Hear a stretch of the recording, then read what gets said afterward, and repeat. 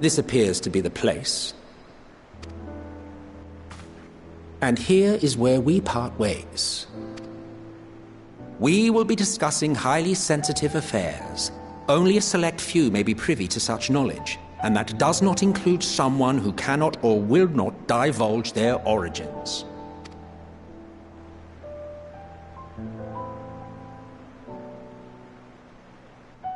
What? Will I have to remove you by force?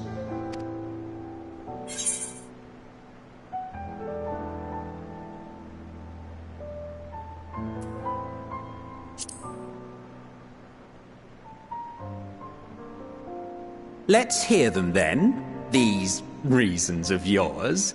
Who knows? If I deem your mysterious cause worthy, I may even be inclined to offer my assistance.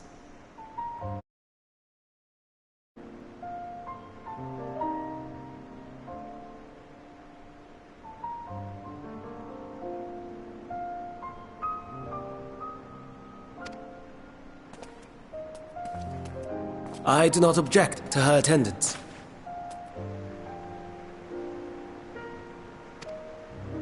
Hermes, this is highly irregular. Perhaps, but I believe she can be trusted. Meteion would not have taken to her so quickly otherwise.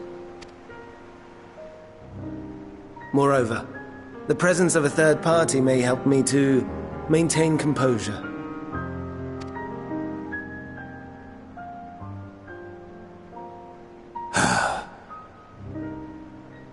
As you wish, then. Behave yourself, do you hear?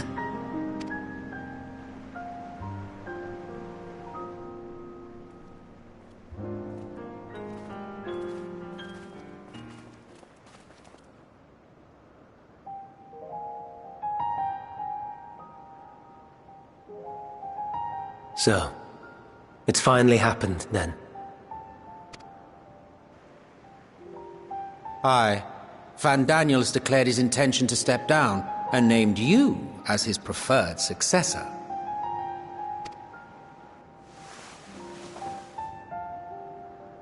In recognition of your knowledge and your works, the Convocation is giving the recommendation due consideration. As one who does not know you personally, I am to use my impartial eye to take your measure. And above all else, to ascertain your disposition towards the invitation.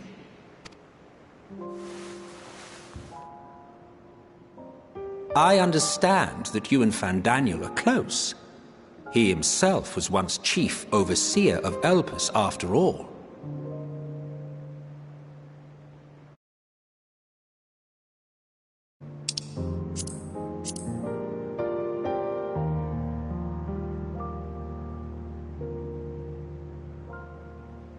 I should not be surprised if you knew before anyone else that he wished to relinquish his office. I did.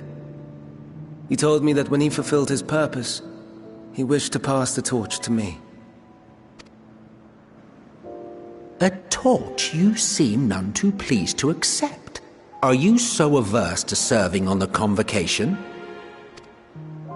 No, it's not that. For a humble researcher like myself to even be considered is an honor beyond words. No. What troubles me, what I struggle to come to terms with, is the very fact that Van Daniel is stepping down. Does this not mean that he will return to the Star?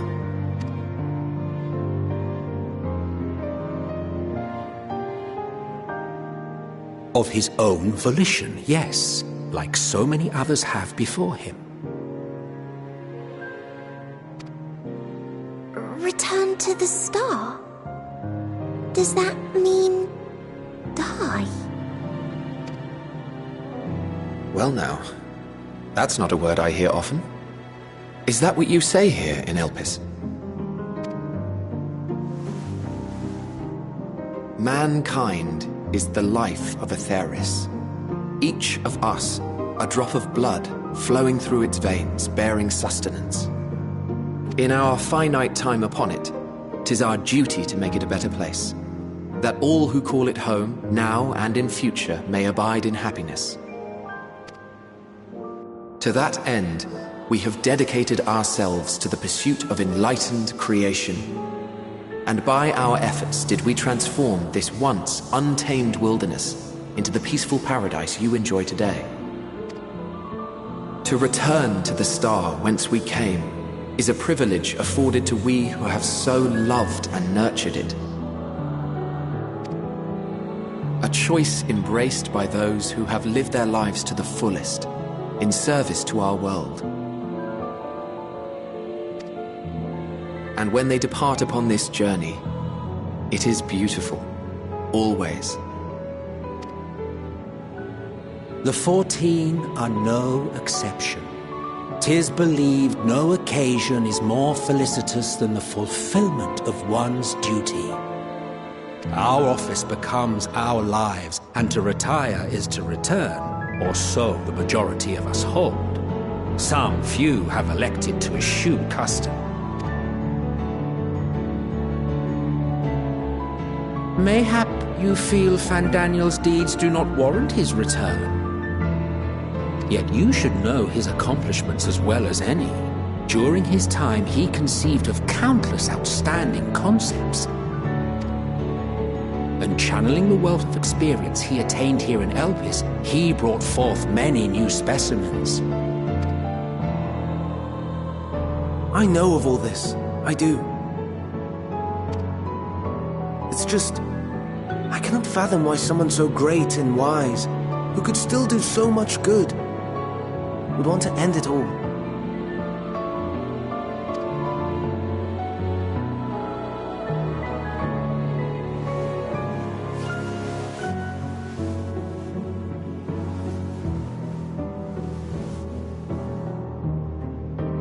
Oh no, I've made her upset. Forgive me. I know I requested your presence. Might I trouble you to take Meteion outside? A change of scenery would do her good.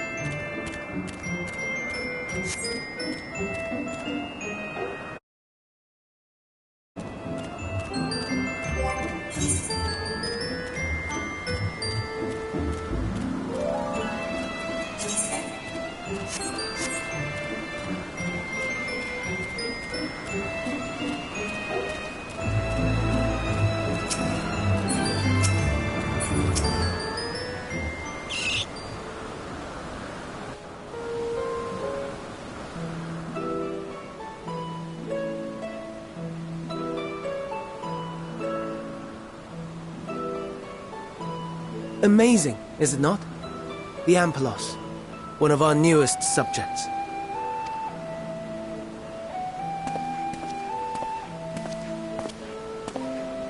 So, how are we coming along?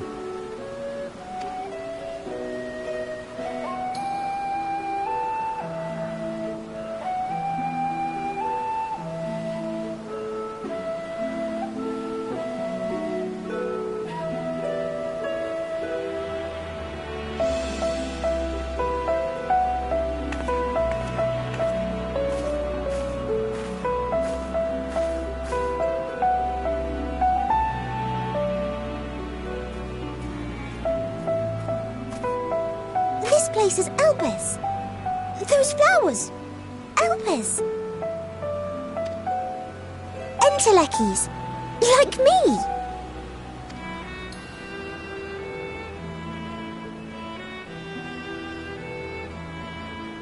They are a product of Elpis, and so named for their birthplace. A happy accident, born of the hands of a former researcher who loved beautiful blossoms. Unique for how they change color, to reflect the emotional state of those nearby. Though be it here or elsewhere, they are seldom seen in any hue save purest white. Reflect the emotional state, you say? By what means do they achieve this? In creation, there exists an energy wholly apart from ether, one driven by emotions. In like manner to how we manipulate ether, this flower is subject to the influence of said energy.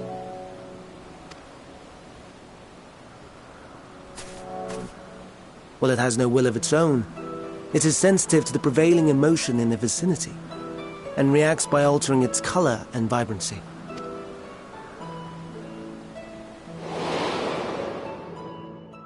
Akasha? It is one of the unseen energies defined by Harnish alchemical theory. Though a gross oversimplification, some describe it as an essence influenced by feeling.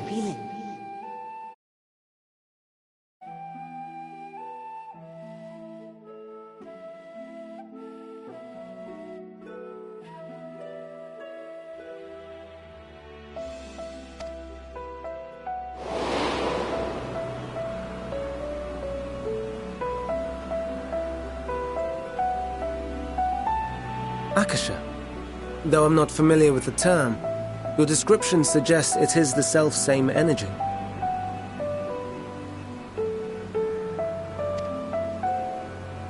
Dynamis, we call it. And those entities like the Elpis flower that have the ability to interact with this energy, converting emotions into tangible phenomena, are Entelekis. That's me! That's me! An Enteleki! That you are, my dear. And no ordinary one at that, but the first possessed of free will.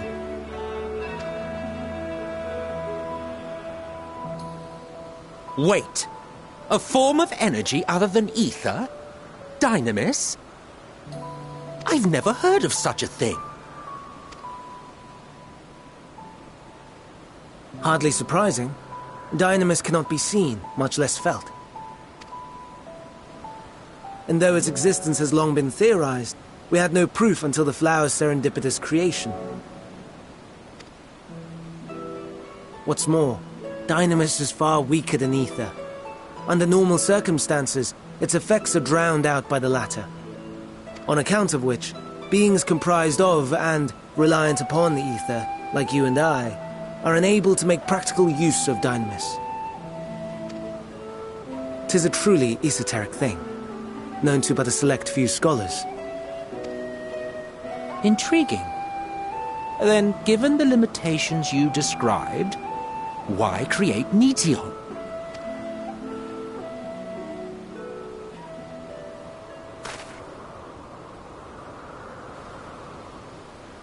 Our star, Aetheris, is especially rich in ether, so much so that its name is derived from it. However, when we consider all energy in existence here and in the vast space beyond, Dynamis may account for as much as 68.3%. The more abundant form by far. Were we able to control it, we could open the door to limitless possibilities. 'Tis not unlike a gently flowing stream, unable to break through the dam of ether barring its path. But if we could imbue the stream with the vigor of a raging river...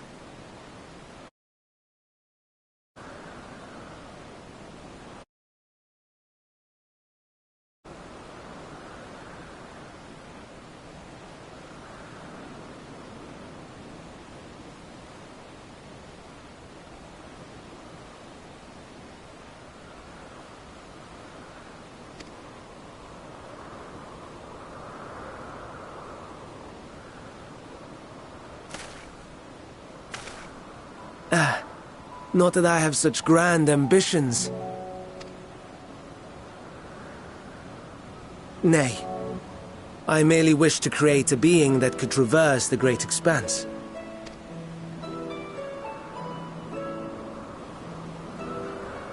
The relative scarcity of ether beyond the bounds of this star was a concern.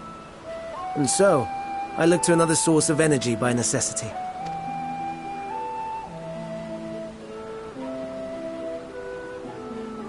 That being Dynamis. No wonder her ether is so thin. Precisely. Yours is thin too. Like an entelechy. Like me.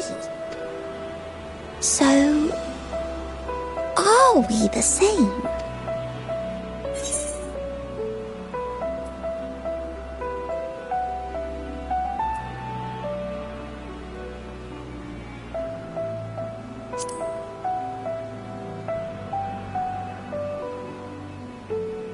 That sounds more akin to the desperate flailings of a wild beast when facing imminent death. A deficit of ether alone does not an entelechy make. It would, however, make it easier for you to interact with Dynamis. And limited though its influence may be, this quality could prove the difference between victory and defeat. You'd do well not to underestimate it.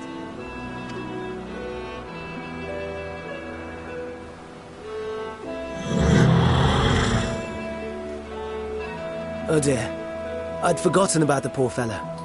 You must excuse me a moment while I go and verify a few more things.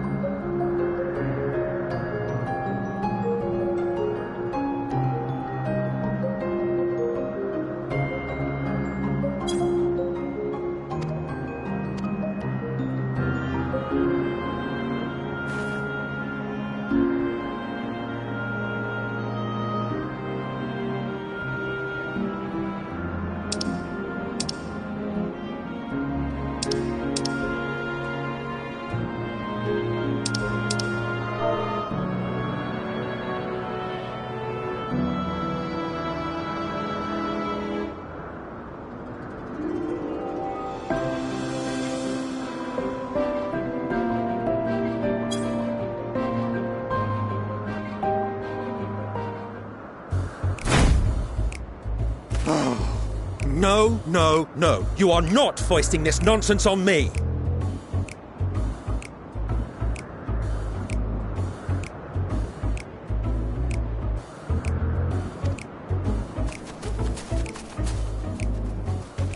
I'm given to understand you have the power to help the Charybdis, and should be quite willing to do so.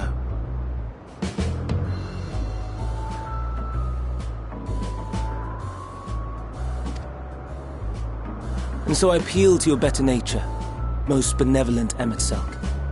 Please teach her to fly. Or else Hermes will transform. Right now.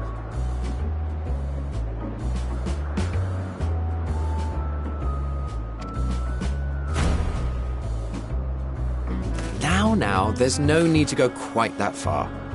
Altruism is its own reward, as I'm sure he would agree.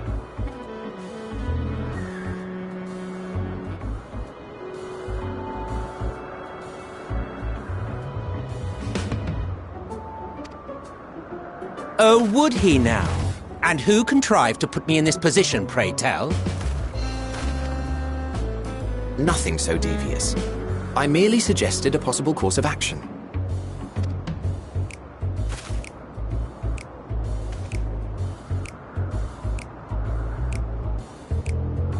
Please, Emet-Selch. Please.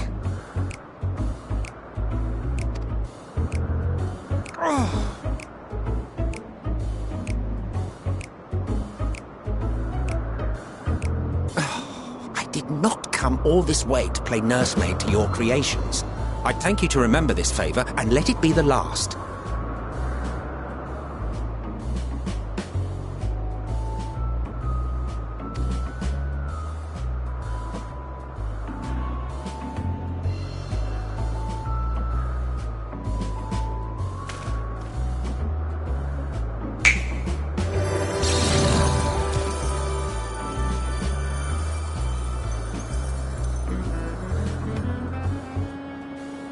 I will aid it once it has taken to the air. It falls to you to shepherd it skyward.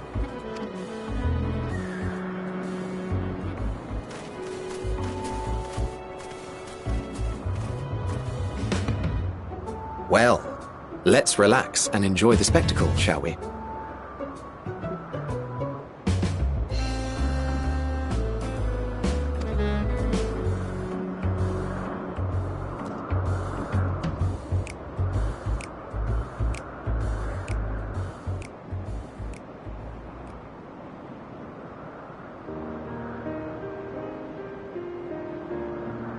You were wondering why Emet-Selch joined the convocation.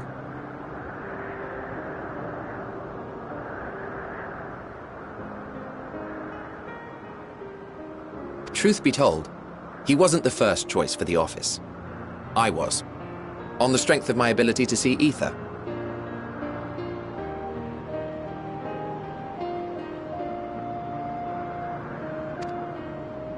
But I declined the offer.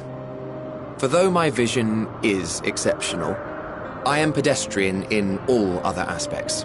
Worse even. Quite abysmal when it comes to manipulating ether, for example. Couldn't transform even if I had a mind to do so. What good is the ability to perceive a problem if one cannot act to address it?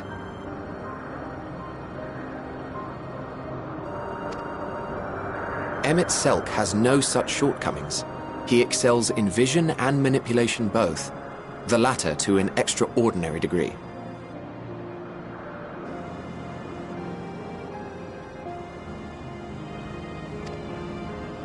If there is a mage more powerful, I do not know of them.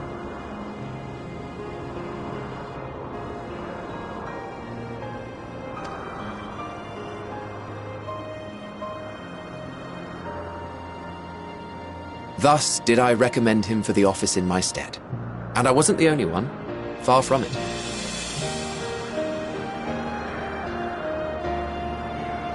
Countless others vouched for his skill and character. People the world over, to whom he had previously lent a helping hand. Oh, how surprised he was. Claimed he hadn't done anything remarkable for anyone. Modest to a fault.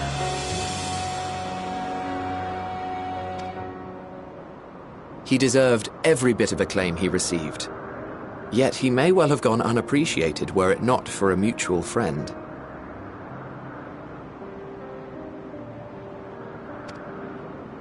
A singular soul who can't help but involve herself in the business of others. Where she walks, excitement is certain to follow. Her antics irritate Emmett Selk to no end. But much of his grumbling stems from genuine concern. When our friend calls, he never fails to answer and lend his talents.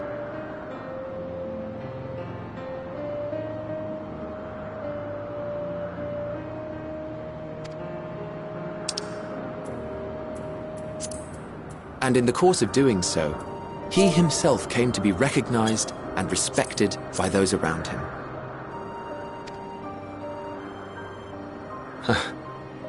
They are truly remarkable individuals, and I'm proud to call them friends. To help them realize their dreams. This will be my greatest contribution to our world.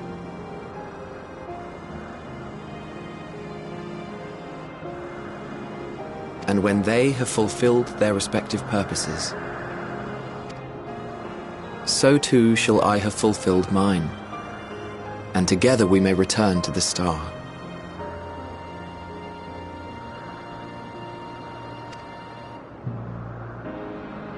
Look at me, spilling my innermost secrets. I can't seem to help it with you.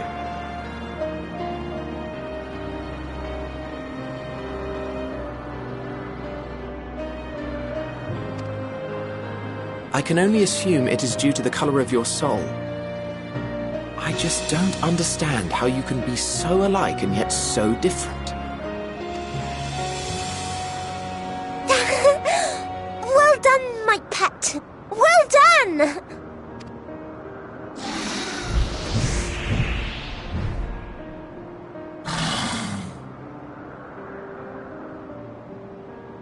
Ah, yes. I dare say the Charybdis will be fine here on.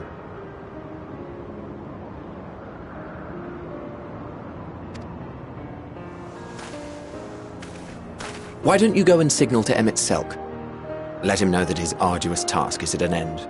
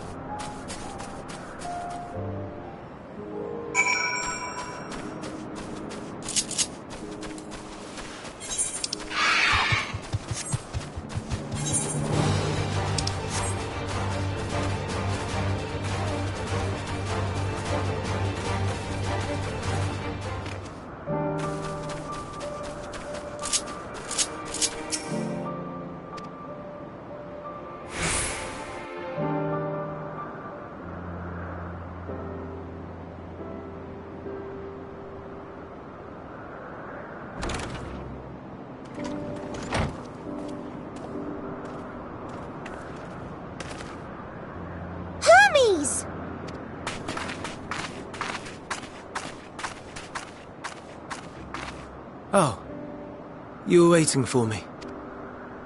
You've finished talking? Yes, we've come to a decision. My thanks for keeping Meteon company. Emmett Selk and Hythlodaeus have already retired to their rooms. There is room for you too, if you would follow me. Wait! I want to show you something first.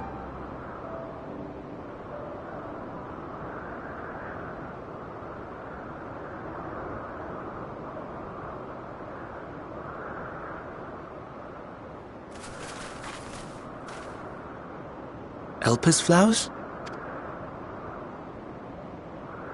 on.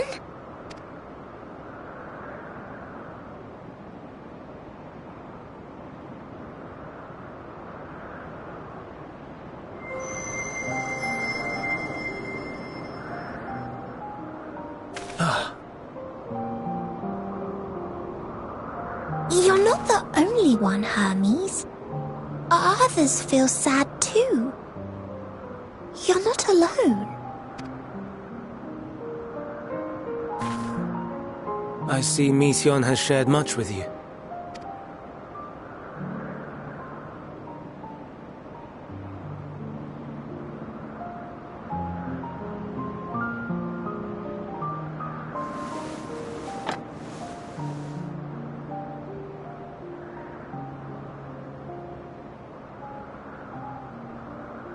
May we talk a moment?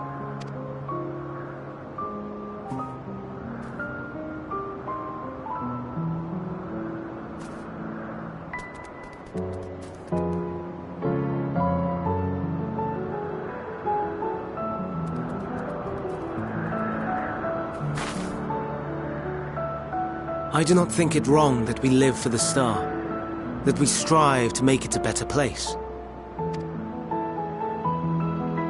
And yet, in carrying out my duties here, there are times when I am plagued by doubt. Do you recall what Hythlodaeus said, when we first spoke of my nomination?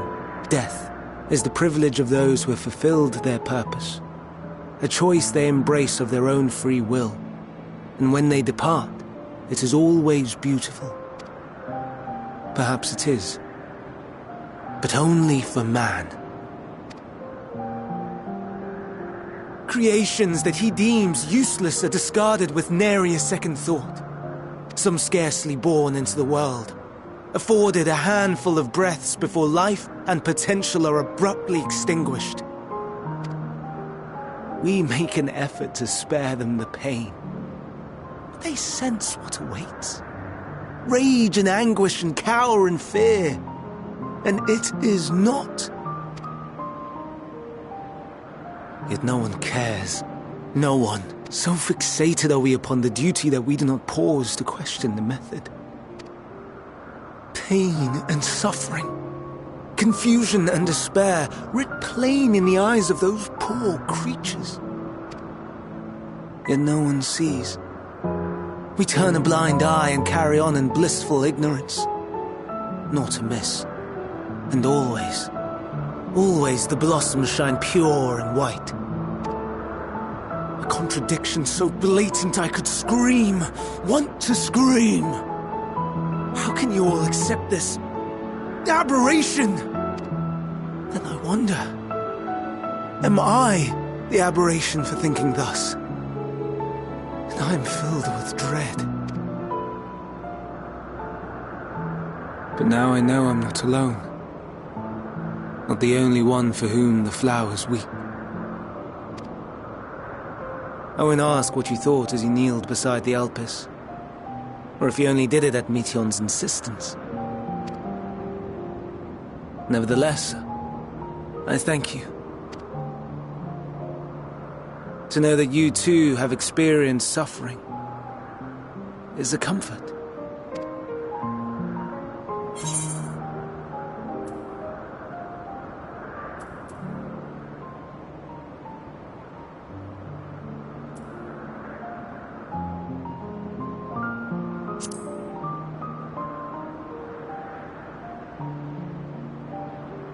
Lest you misunderstand, I derive no pleasure from your pain. It's just the fact that you are still here in spite of your suffering gives me heart.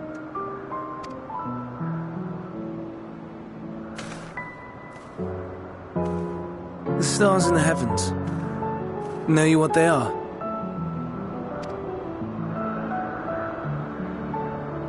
Though it is too far to tell, each glittering light could be a world not unlike Aetheris. A world filled with life. So many stars, so many lives. For us, there may be no higher purpose than to live for our world. But what of the other living beings out there? What is it that gives their lives meaning? that drives them day after day after day. To pose that question to our undiscovered cousins, I created beings of dynamis, who can traverse the vast emptiness between the stars. Meteon and her sisters. Sisters. She has a great many of them, and they have already departed on their journey, traveling to one star and then the next in search of life, as one might expect. Exploration on such a grand scale is rife with difficulties, and thus far I've naught to show for it. But I have faith that we will make some manner of discovery. And when we do, I should be glad to share our findings with you, in gratitude for your kindness. It's getting rather late. We had best find our beds. It would not do for both of us to be sleep-deprived on the morrow. Come, Meteon. Let us head back. All right!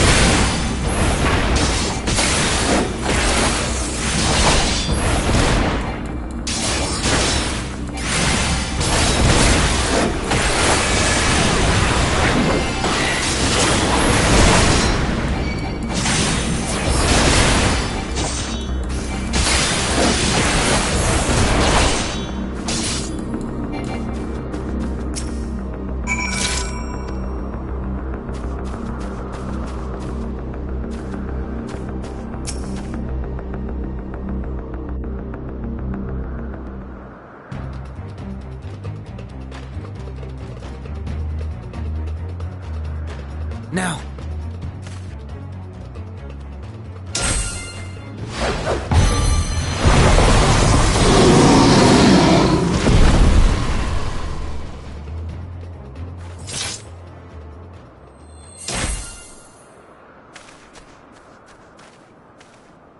Oh. Forgive me. Please, forgive me. May you and your kin find peace. Wherever your souls may drift in the underworld, may you find tranquil seas.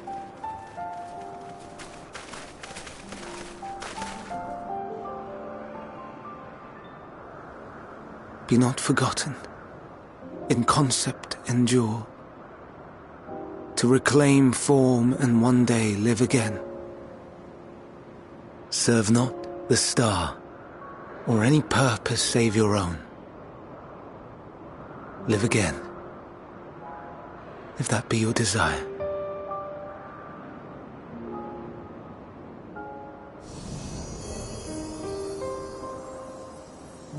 Hate, if that be your want.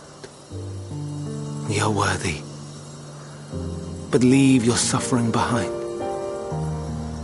Lay down your burdens, be born anew. Fly high, fly free.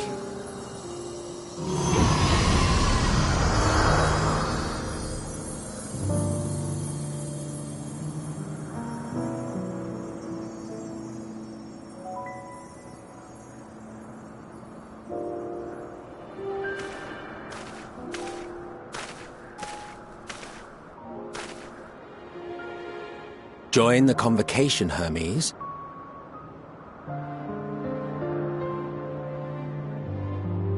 You do not belong here. Leave to replace another. To be replaced.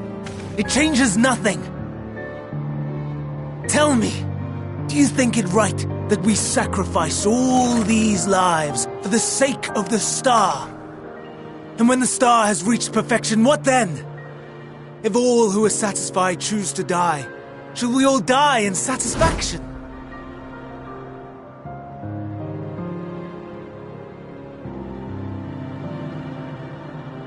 I do not know. Were I to take up the seat of Van Daniel, it would be tantamount to approving my predecessor's death. I do not know if it is right. And to be torn by such thoughts, I do not know if I am fit to represent mankind. Hermes! Please don't be angry. It hurts so.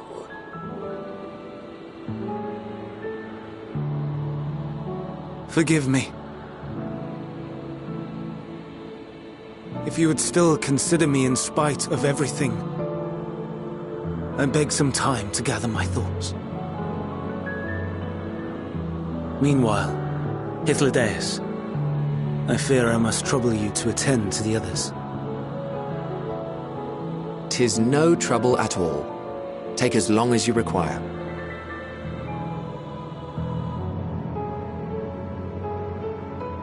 And you, my friend, I pray you find that which you seek.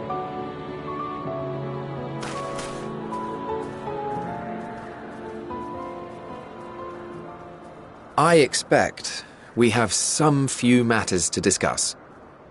Shall we return to the 12 Wonders for a time? Aye.